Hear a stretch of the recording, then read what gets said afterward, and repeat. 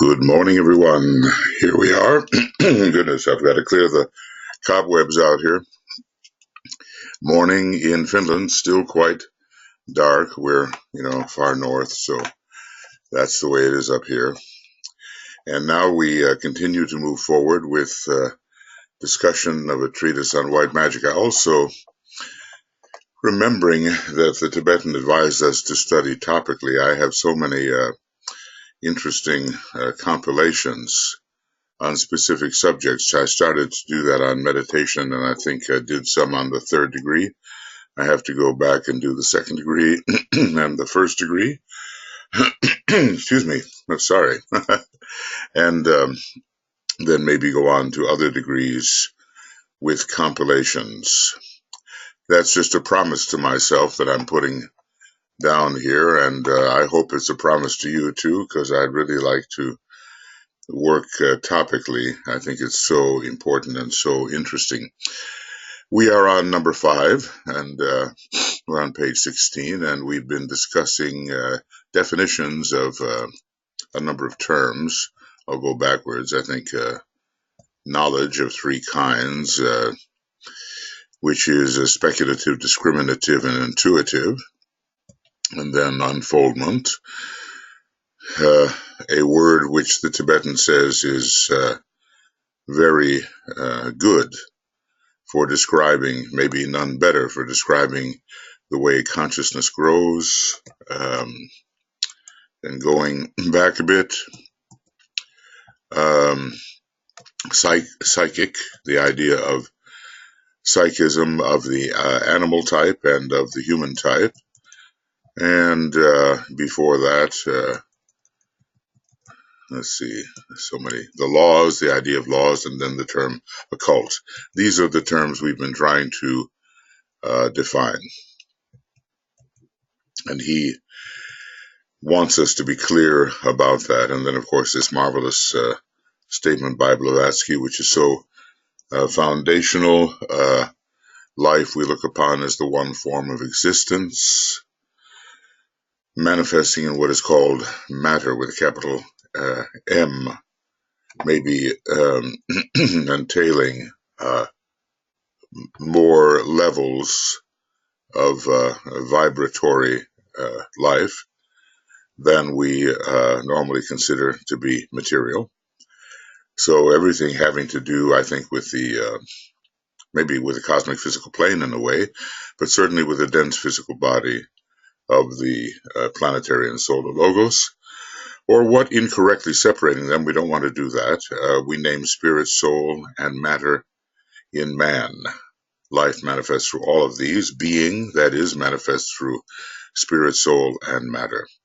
Matter is the vehicle for the manifestation of soul on this plane of existence, and thus we draw all things together within the circle of love wisdom, essentially. And soul is the vehicle on a higher plane for the manifestation of spirit. And so the divine will works out through the energy of love. I speak generically. I'm not talking about the rays. Obviously, there are ray distinctions, and they will modify how these factors work in any individual or group. And these 3 are a trinity synthesized by life, which pervades them all. The all-pervading something is what we are and what we look for and what we seek to identify as and to know that we are and to be. Well, we can't help being it. We are it. But knowing that we are it is another matter. All right, so I've just, that's just a little review. And then going on to what the Tibetan says here in our section 5. The past is purely speculative from the standpoint of the average man, and the future equally so. Well, people think they know their past lives, and sometimes maybe they do, and oftentimes come up with past life fantasies,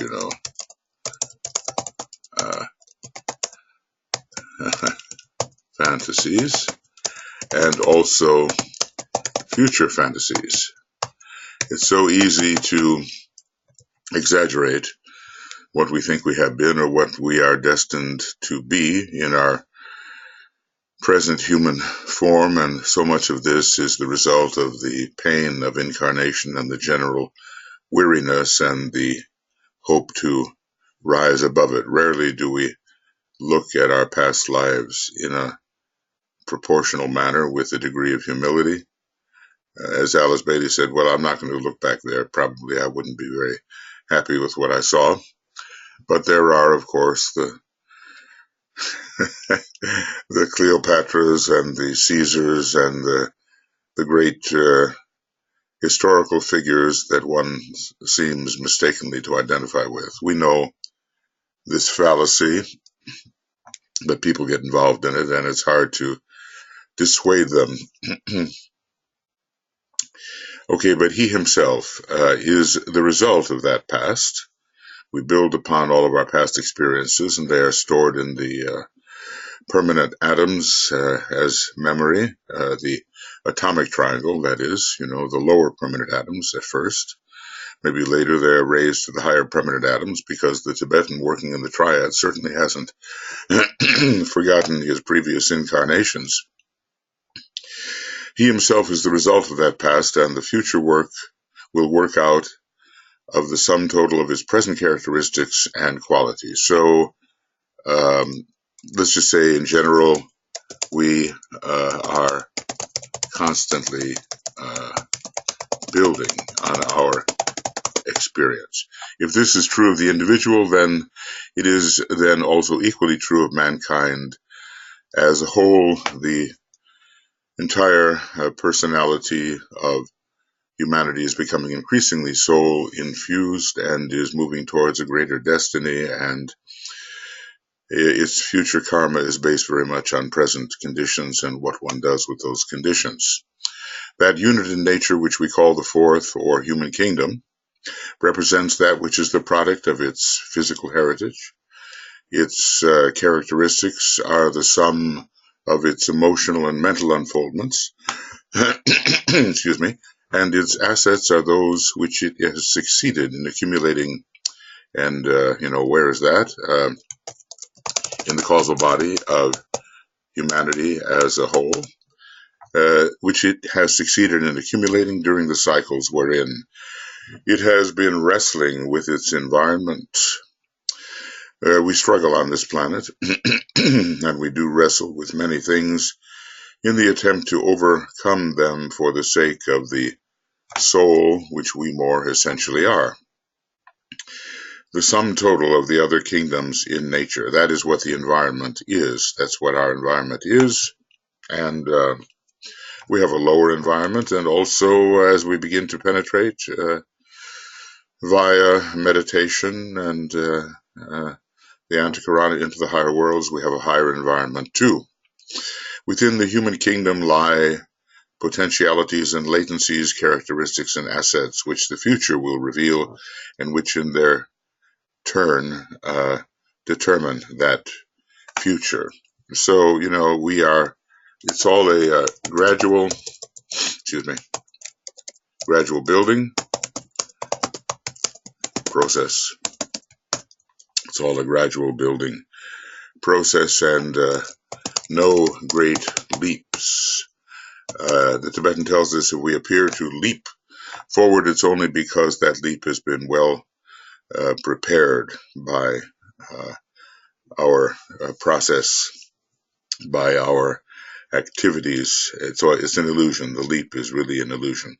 Sometimes there are those moments of rapid progress, but they have been well prepared by a slower method, and I suppose I should say a safer method, as we have to build with some degree of stability. Otherwise, the house of cards could come crashing down. So it's better to befriend Saturn and build with caution a platform which will really sustain us and support us and will not collapse at the first sign of pressure. As I say, that desire to move rapidly is often very much the result of the pain of incarnation and the anticipation that things will be so much better or even easier in the higher worlds, which is, well, as far as the easier goes, it's hardly the case. I have purposely, I would think purposefully, okay, anyway, I have purposely chosen to begin with the undefinable and the unrecognized. And this, in a very practical book. The soul is as yet an unknown quantity, even the soul.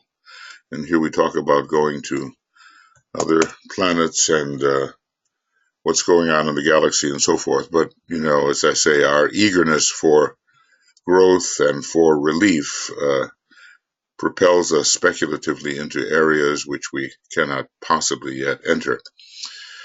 It has no real place in the theories of the academic and scientific investigators, not yet, okay? It is unproven to most, and regarded by even the more open-minded of the academicians as a possible hypothesis, but lacking demonstration. You see how much the mind and the fifth ray determine what will be accepted as fact. It is not accepted as a fact in the consciousness of the race in general, although, you know, the Christians speak of the soul, you know, as if it is something that is judged and as if it is what is remaining of us when we die out of this physical expression. And I suppose other religions bring in the idea of the soul.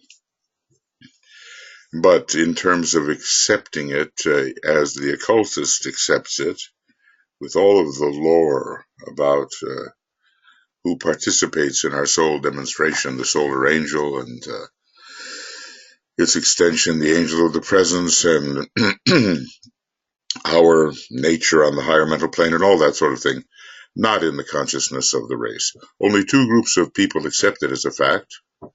One is the gullible, undeveloped, childlike person who, brought up on a scripture of the world and being religiously inclined, accepts the postulates of religion, such as the soul, God, and immortality, without questioning. Okay, so no real examination here, but acceptance, and that can be a good thing, but it's not yet provable in the consciousness of the one accepting. And the other is that small but steadily growing, thank goodness, band of knowers of God.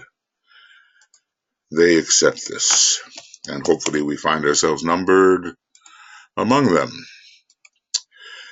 The other is that small but steadily growing band of knowers of God and of reality, who know the soul to be a fact in their own experience. This is the whole key, and as occultists in training, we want to make all the things stated by decay, at least those things which relate to the microcosm. We want to make these things real and experiential, real to us through experience.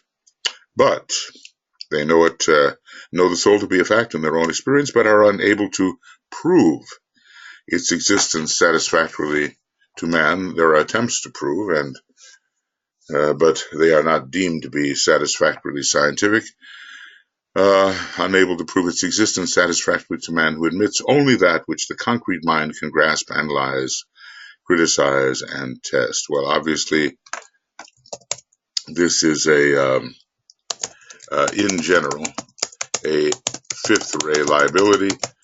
The personality of humanity is, it is said in some references, on the fifth ray. Not necessarily that the minds of all people are on the fifth ray, but there is that bias on the fifth plane from above to use the fifth ray and the concrete mind and the bridge to higher types of thinking and speculation is not yet generally built. We who are building these things, we have to find a way to convey these matters to humanity so that they become acceptable, and so that people begin to experiment, with reaching into the higher worlds, the inner worlds themselves. The ignorant and the wise meet on common ground, as extremes always do. That's interesting. So I guess he's including the people who are taught by the scriptures and have unquestioning faith and do not use the mind to examine, but simply accept. I suppose he's calling them the ignorant. They are ignorant of the inner possibilities, and they are not particularly interested in the methods of the concrete mind to try to prove these things. Increasingly, there are groups, research societies, and so forth, who are using the concrete mind to try to actually substantiate their inner sense of other more subtle factors. Okay, well, and that's good. We need a bridge there between the fifth ray in its lower aspect and maybe the fifth ray as it relates to the higher mind. In between, there are those who are neither totally ignorant nor intuitively wise. This is the assessment of humanity, and DK is so good at that. He just knows the different categories of the human race. They are the mass of the educated people who have knowledge, but not understanding. So the understanding, let's just say, more related to wisdom, and who have yet to learn the distinction between that which can be grasped by the rational mind and that which can be seen by the mind's eye. Imagination, and eventually the eye of Shiva, reveal an inner world, and that which only the higher or abstract mind can formulate and know. And some of us, trying to build the Antikarana to its first target point, the monastic permanent atom of the abstract mind, have some experience in attempting to formulate a philosophy of life based upon the inclusion of the inner worlds. So we cannot, the average human being here is not yet distinguishing between what can be grasped by the rational mind and what requires higher apprehension, higher organs of apprehension within the energy system. And so the higher and abstract mind, yes, that's how we're working as we go through many of these books. And it's good when we read this that this ultimately merges into the intuition, which is straight knowledge, pure reason and straight knowledge, as Master Moria calls it, which is the knowing faculty of the intelligent and practical mystic, who, relegating the emotional and feeling nature to its own place, uses the mind as a focusing point and looks out through that lens into the world of the soul. And so really the soul is, as we normally consider it, is situated on the higher mental plane, and some people are able to focus their consciousness in the higher mental plane or in the lower mind as it is illuminated by the light of the higher mental plane. And it becomes possible to begin knowing the ways of the soul, to know what occurs on the higher mental plane, and to bring that type of experience into our normal consciousness, which is normally, for so many people, focused upon and within the personality. So there's a gradual merging, we might say, of the concrete mind into the abstract mind through the antichorionic building process and through meditation, and the merging then of the abstract mind, higher mind, abstract mind, into the intuition which sees and knows directly without the faculty of reasoning. Pure reason does not require reasoning. This is maybe an important point. It simply presents itself, and then we oftentimes have to reason from the presentation if we're going to present the evidence of the pure reason to the reasonable people who are using only the concrete mind. Well, there's so much to be said, and let each student gather out of what is read that which is most important to him or to her. That's what DK tells us, that these days we gather our hints for further expansion of consciousness from the mass of material that we may have read, and certain things stand out to us. They jump off the page, as it were, and they thereby tell us that they are significant to us and that we should dwell upon them. Perhaps a few of these can be pondered throughout the life and will lead to real growth in consciousness. For myself, when I read the definition of harmlessness, and harmlessness is the expression of the life of the man who knows himself to be everywhere. Whoa, I stopped right there. He knows himself to be everywhere? What does that mean? So for me, that's a hint, and I really began to work with that and have been working with it for some years. And other such hints have appeared to me and will appear to you, and you kind of cherish them and, hold them in your consciousness and work upon them, and they do call in the light as the work proceeds. All right, we're still in the, the introduction of the book. This is page 18, and it's about man's three aspects, an idea with which, of course, we are very familiar. One of the main means whereby man arrives at an understanding of that great sum total we call the macrocosm. How big a macrocosm? Well, even in a way, our planetary demonstration is a kind of macrocosm, and certainly our solar system is, and there are many greater and greater spheres beyond our little individuality, which we could call a macrocosm, in which we live and move and have our being. And finally, there's the universal totality, which is the great, that's the great macrocosm within any universe. Notice I don't say the universe, I say any universe, because the idea in the secret doctrine is presented of the great breath, which produces an endless sequence of, I would call them finite, in my view, finite universes. So one of the main means whereby man arrives at an understanding of that great sum total we call the macrocosm, and he's limiting here to the solar system, God, presumably the solar logos, functioning through a solar system, is by an understanding of himself, generalizing from one's own structure, analogizing from one's own structure. And the Delphic instruction, man, know thyself, was an inspired utterance intended to give man the clue to the mystery of deity. Man, know thyself, and thou shalt know the universe or the great whole, if we want to extend the idea. What is God? There are just, according to the nature of the intelligence and sensitivity of any human being, so is his definition of God.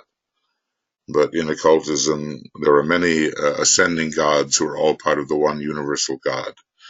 And beyond that, beyond any universe is really God, or the absolute deity arising from the absolute, as I presently conceive it. But many mysteries are there, how does that arising occur? Anyway, man, know thyself, an inspired utterance, intended to give the clue to the mystery of deity. It is deeply, deeply veiled by our present focus, and when we begin to withdraw the intensity of focus from our present limited circumstances, more veils begin to lift. Through the law of analogy or correspondences, the law of correspondences being more particular, the cosmic processes and the nature of the cosmic principles are indicated in the functions. Okay, let's get down here. In the functions, structure, and characteristics of a human being. That's the idea. We begin with something we can grasp, and before you know it, we have a clue to something we have not been able to grasp. The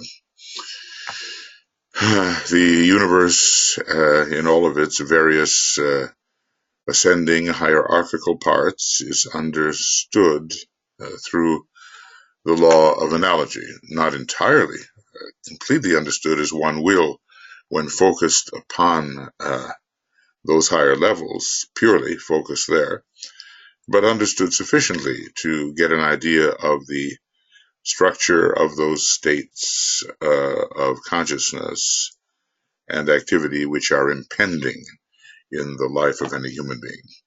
Okay, but anyway, they are indicated but not explained or elaborated, and that's what analogy can give us. We also can look for a more detailed grasp in later days. They serve simply as signposts. They direct us forward, directing man along the path, whereon future signposts may be found and more definite indications noted. So we have a vague idea of what lies ahead, and it's better, and it's fairly accurate, and it's better than having no idea. A vague idea of what lies ahead.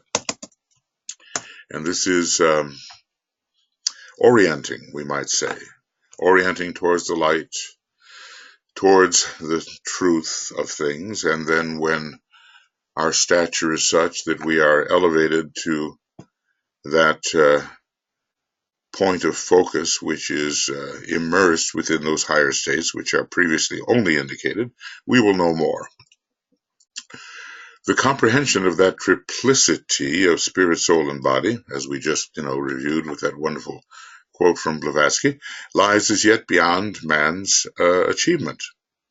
We're just getting into the soul, we might say, and the spirit is the great question mark for so many. But an idea as to their relationship and their general coordinated function may be indicated by a consideration of man from the physical side and his objective functioning. In other words, the principle involved here, if I can call it that, is that the concrete, rightly understood, reveals the abstract. So we begin with what we can know, somewhat, and we generalize, preserving the structure and relationships of what a more concrete study has revealed to us. Okay, well, this will not be new to us, although I am discovering, it was a long time ago that I read the introduction to a treatise on white magic, and I found it tough going at the time, and I do see more things now, years later, and thus it will be when we stay within the teaching and return for greater depth and amplification. There are three aspects of man's organism which are symbols, and symbols only of the three aspects of being. They point to states beyond themselves. The energy. Okay, what are the three here? Energy, the nervous system, and what else here? The body. All right, so he's dividing it this way, and some of this would play into the esoteric healing, the nervous system, and I suppose they'll be connected with the aspects of divinity, and the body. Okay, and I suppose we can look at that in terms of the first, second, and third ray, these three. The energy or activating principle, the prime mover, which withdraws mysteriously at death. We might say vitality of the body withdraws at death, partially withdraws in the hours of sleep because the electric thread, the cord of vitalization remains attached, partially withdraws in the hours of sleep or of unconsciousness, and which seems to use the brain as its main seat of activity, and from there to direct the functioning of the organism. We might say the energy also uses the heart, which is the seat of life within the mechanism. This energy has a primary direct relation with the three parts of the organism, which we call the brain, the heart, and the breathing apparatus. This is the microcosmic symbol of spirit. So we have a triple energy with three rays. We might say that the brain and the head relate to the first ray, the heart to the second ray, but it has a very strong first ray component, and then the breathing apparatus, particularly relating to the third ray. But okay, energy, and God is a great energy. In our very fifth ray age, an age in which the fifth ray ashram has made tremendous contributions to humanity, we have the factor of energy prominent, and we describe God as energy now. DK does that, but of course it's an intelligent, loving, willing energy, dynamic, and moving all things according to its design. Next we have in the threefold man the nervous system with its complexities of nerves. The network of nerves is very complex, nerve centers, and that multiplicity of interrelated and sensitive parts which serve to coordinate the organism, the ganglia, I suppose, to produce the sensitive response which exists between the many organs and parts which form the organism as a whole, and which serve to make the man aware of and sensitive to his environment, and we might add sensitive to the inner workings of his body and bodies. This entire sensory apparatus, we can see it's related to sentiency, to feeling, to response, to consciousness. This entire sensory apparatus is that which produces the organized awareness and coordinated sensitivity of the entire human being, first within itself as a unit, and secondly, its responsiveness and sensitive reaction to the world within which it plays its part. So, first, we are fixated upon our own functioning, and later our sensitivity responds to the widening environment. This nervous structure sounds so Mercurian, doesn't it? This nervous structure coordinating, correlating, and producing an outer and inner group activity demonstrates primarily through the three parts of the nervous system. A, the cerebrospinal system, which involves the factor of volition and will.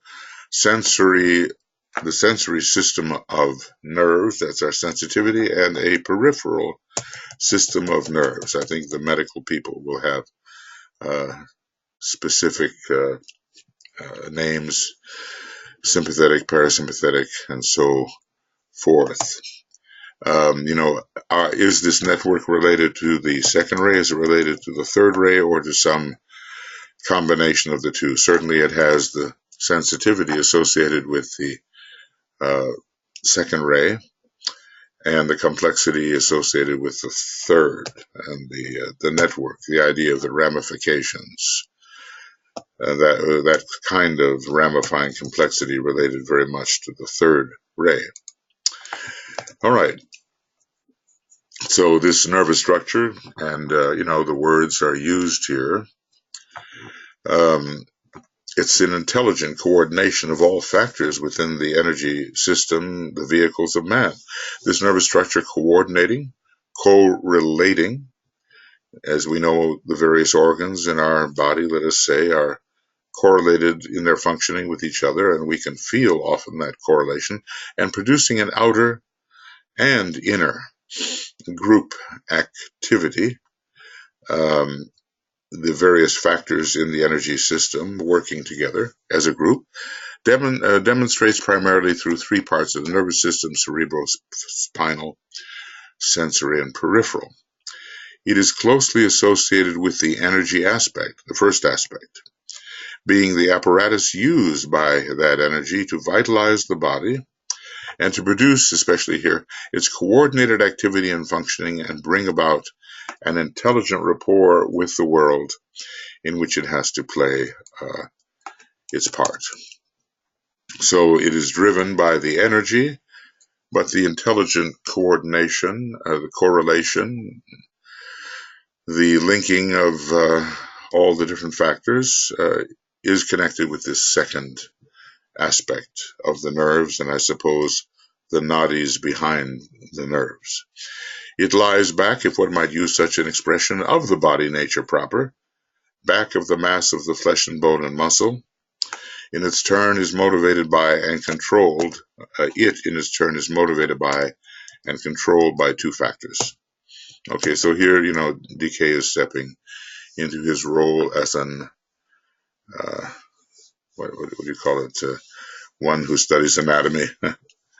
The sum total of the energy, which is the individual quota of vital energy, expendable and depletable by the end of life, and B, the energy of the environment in which the individual finds himself and within which he has to function and to play his part, and some degree of regeneration of vitality can be had from the environment. It's not only an inner factor, we can be vitalized by outer factors as well.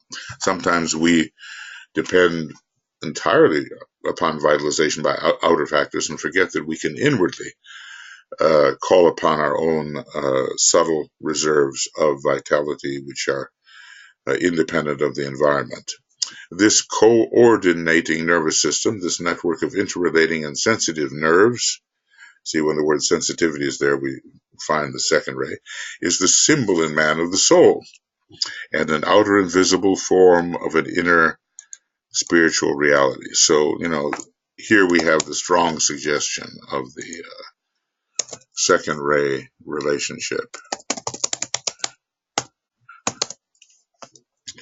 And then, and I say behind and within, behind the mass of flesh and bone and muscle, moving these things in a coordinated manner, in an intelligent and sensitive manner. And I suppose as our consciousness develops, our nervous system develops correspondentially. And so with each life, I suppose we're born with a more sensitive nervous system corresponding to the growth of consciousness, which should have occurred as we gradually ascend the ladder of evolution. This is, the whole materia medica here. This is the medical discussion, and it is greatly enlarged in the book Esoteric Healing. There's finally what might be described as the body. Now, the body is generally considered to be physical, but when you look at spirit, soul, and body, the entire personality is considered, in a way, to be the body. There is finally what might be described as the body, the sum total of flesh, of muscle, and of bone, which the man carries around. That gives the picture, and there are some days when you really know it's true that what we are internally is carrying around this heavy mass, it's correlated by the nervous system and energized by what we vaguely call his life or energy. So this is the synthetic statement. So man carries around, well, I'm just going to make that. That's it.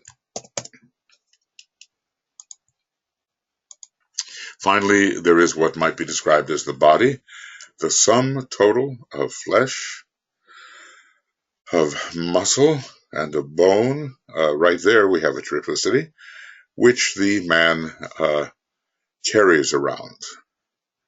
As we move inwardly and discover ourselves to be a subtle, non-material being, and we can locate our identity in that subtlety, we do get the sense that through volition we carry this mass moving from place to place, apparently. Man carries around correlated by the nervous system, the great coordinating intelligence system, and energized by life, which is the vitality, the beingness behind all things. In these three, he's warming us up for the esoteric healing book later to appear. In these three, the life, the nervous system, and the body mass, we find the reflection and the symbol of the greater whole. Okay, sort of a 1, 2, 3. And by a close study of these and a comprehension of their functions and group relation, we can arrive at an understanding of some of the laws and principles which direct the activities of God in nature, a phrase sublimely true and equally finitely false. Oh, that's quite a statement. We can arrive at an understanding of some of the laws and principles which direct the activities of the macrocosm, God in nature, but there's also God in external from nature or abstracted from nature. And we have the infusion of the great intelligence throughout the kingdoms of nature. But God is far more than this finitude that we find working in nature. And by nature, we oftentimes mean that which has to do with the dense physical body of the planetary or solar logos, at least the lower 18 subplanes. We're not just talking about only the kingdoms on the lower levels. Nature has these more subtle correspondences as well. And God is extracted from, or, what we call extracted and abstracted from these kingdoms through which it manifests.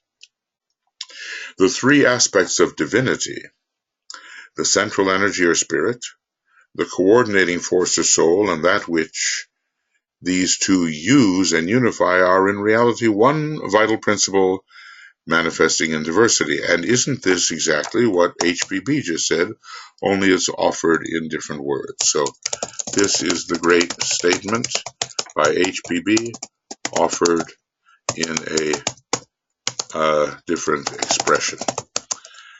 The central energy or spirit, the coordinating force or soul, and that which these two use and unify are in reality one vital principle manifesting in diversity. And you kind of think of the circle with the dot. Well, the dot is the central energy, symbol of the central energy or spirit. The radius, or the sort of space or distance between the dot and the periphery, is the soul.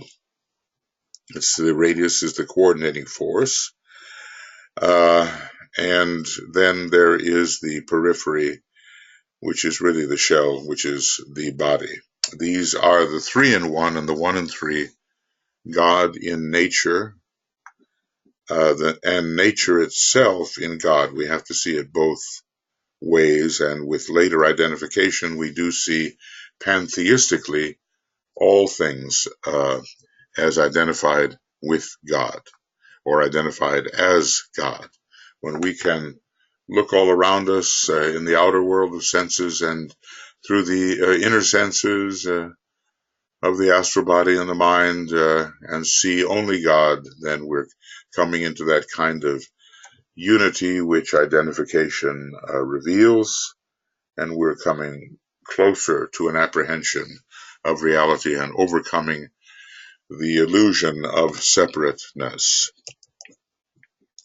Carrying the concept for the sake of illustration into other realms of thought, this trinity of aspects can be seen functioning in the religious world and the esoteric teaching.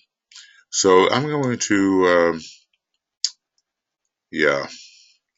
I'm going to make this bold, or rather highlighted, because it's a foundational picture which we're going to amplify now.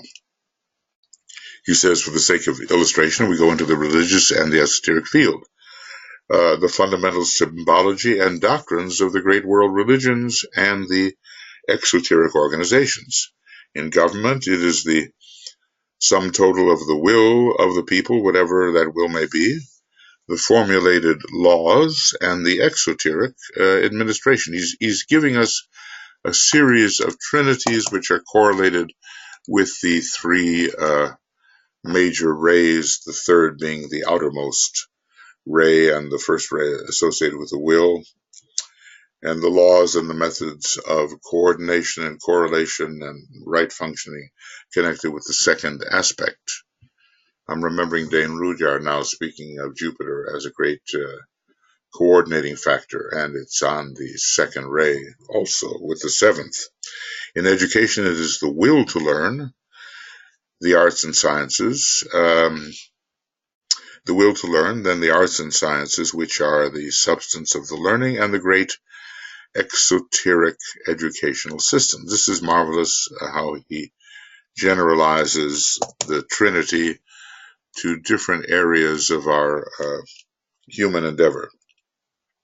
The will to learn, well, okay. Then the arts and sciences, which we do learn, and which reveal to us the manner of coordination and correlation in the inner and outer environment, and then giving us the shell, the place, the space, the protected area, the foundation where the learning can take place. Of course, now it's over the internet, and things have changed drastically. And, one can go to college right in one's own room. Of course, it would lack probably the social interaction.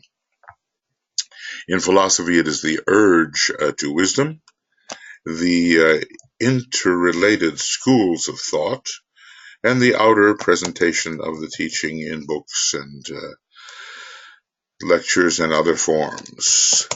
I find this very useful type of application. Thus, this eternal triplicity runs through every department of the manifested world. He's taking here education, philosophy, and religion, to name three. So he focuses on religion, education, and philosophy.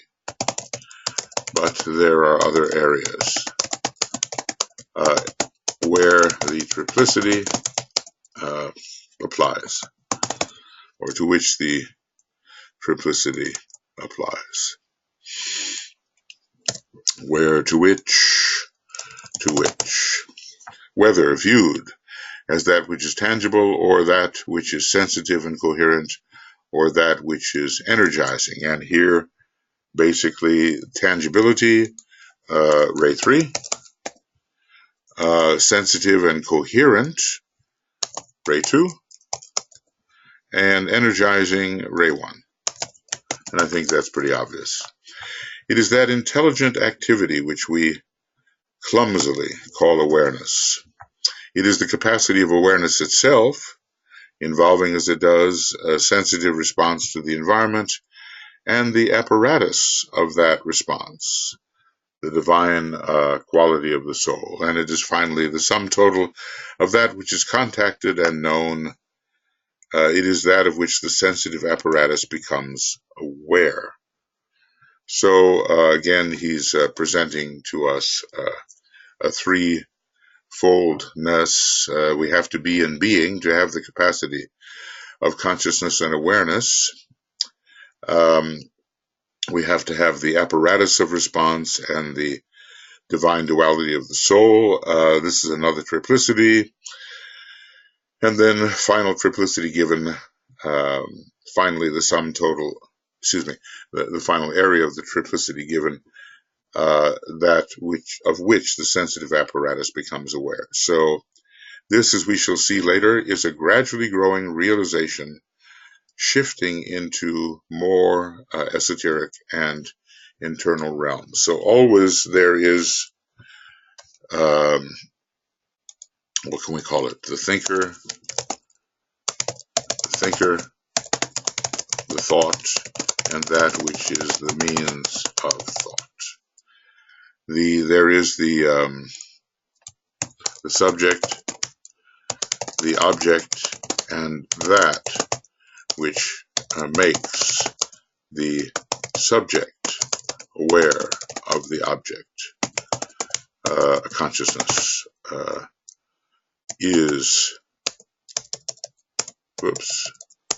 consciousness is that interrelating something between the subject and the object.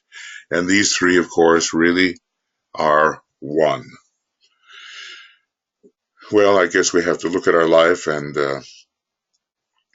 find ourselves as the subject, and we have to look at that which we consider to be objective, and then we have to understand how it is we know or are aware of that which we have detected as objective. Now, something can be objective and not necessarily on the outer plane. We can be objective about the phenomena on the astral plane or the mental plane, and still consciousness abides as the interrelating means of being aware even of subtle things as objects. So perhaps we, should have an approach in our daily life where we stop ourselves for a moment and say, I, the subject, am aware of the object through the means of consciousness, which is awareness, which is revelatory sensitivity. Okay. Now let's see, a little more. These three aspects are seen in man, the divine unit in life, I guess, and they're also seen within any being, a globe lord, a chain lord, a planetary logos, a solar logos, a cosmic logos, a supercosmic logos, and on a galactic logos. All of these three aspects persist. All three aspects persist through an ever increasing range of greater beings. First, he recognizes them in himself, and then he sees them in every form in his environment, and finally he learns to relate these aspects of himself or to the similar aspects in other forms of divine manifestation. We're aware, that let's say the planetary logos has life and life or being associated with volition, and has its own objectivity and has its own consciousness, which is increasing. Just as the outer form which expresses that consciousness is becoming ever more refined in the planetary logoic system, and thus for all systems.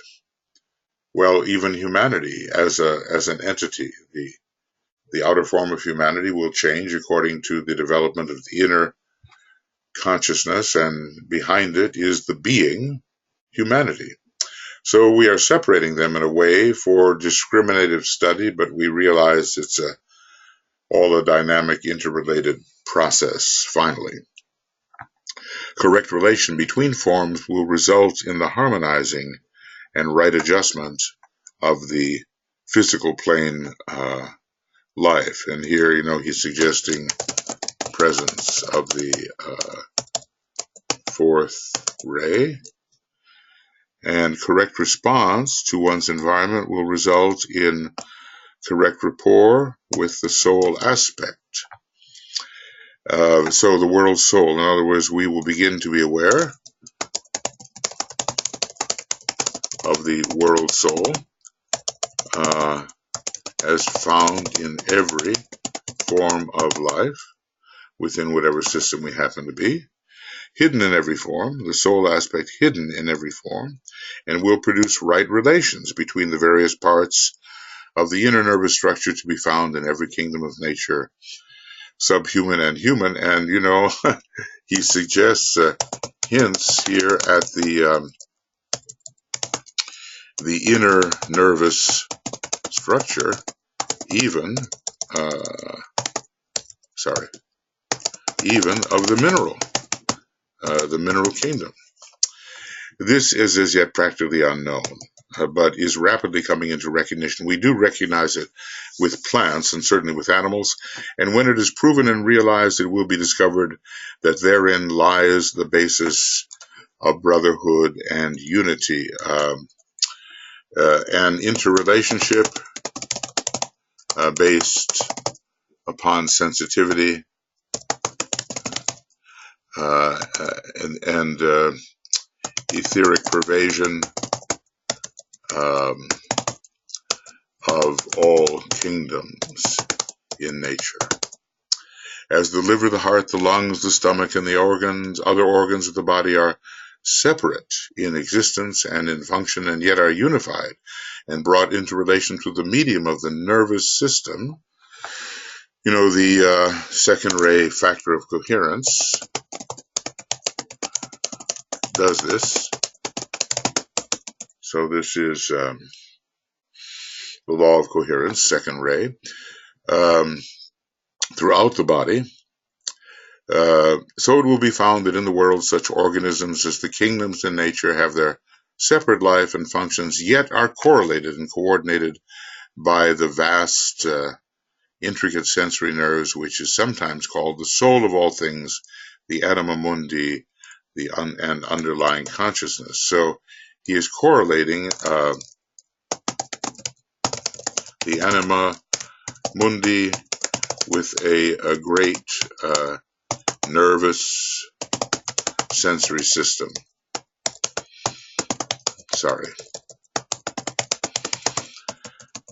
So all kingdoms of nature are thus correlated by this macrocosmic nervous system. This soul sensitivity in the Anima Mundi, the soul of the world, the soul within all things, the sensitivity within all things. Goodness. What a picture, and a necessary picture as we realize that we, the microcosm, are analogous in our function to the greater life in which we live and move and have our being. So there is both, we have separate function of the different organs and the coordination of those organs with each other. So we have both. So we have, if we look at it, we have individuality and group function both. And we also later have oneness, which is the last of the three. Individuality, group correlation, coordination, and finally oneness. And we see that actually in the statements on page 332 of Esoteric Astrology when we study Gemini. There's the individual, I serve myself, I serve my brother, there's the group, and then I serve the one. Well, okay. Goodness, we're getting deeply into it, and of course I realize there's a lot more to be known here, but and a lot more to discuss, and the details are many, but he's dealing with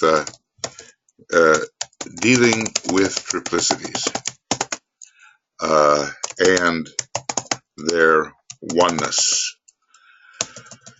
as well as their correlation, the correlation of the factors within them. So this will be then the end of a treatise on white magic, number video commentary, number 5. And I'm sure we're on a page here. Yes, we're on page 21. Finding the page is sometimes hard, and we'll begin with the treatise on white magic, VC. I'll call it VC, like this, VC. I'll call it video commentary to make things easier for myself. All right, and number 6 coming up, beginning with page 21. So this was page 16 to 21, and we'll begin with page 21. Okay, friends. Oh, there's such depth in all of this, and we'll do our best to, really clearly understand the interrelations of the factors with which we are presented. See you soon. Bye-bye.